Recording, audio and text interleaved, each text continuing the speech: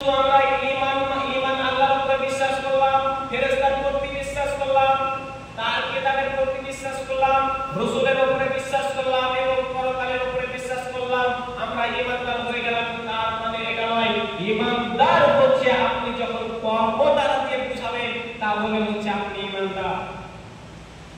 তাহলে কর্ম দ্বারা দিয়ে আমাদেরকে বুঝাতে হবে যে আমরা ঈমানদার।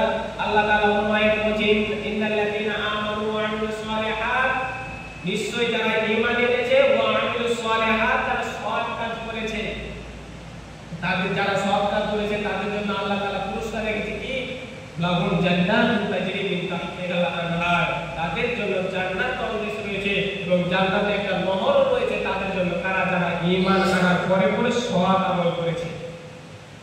তাহলে ঈমান যে আমাদেরকে আনতে হবে, আল্লাহর প্রতি বিশ্বাস রাখতে হবে, এই অন্তরকে সাফ রাখতে হবে, যেন কোনো রকমের যেন জ্ঞানটা যে অন্তরের ভিতরে থাকলে আপনি ঈমানদার হতে পারবেন না। ঈমানের গুণ হাদিসে রয়েছে যে 60 থেকে বেশি, আবার অন্য হাদিসে রয়েছে ৭০ থেকে বেশি।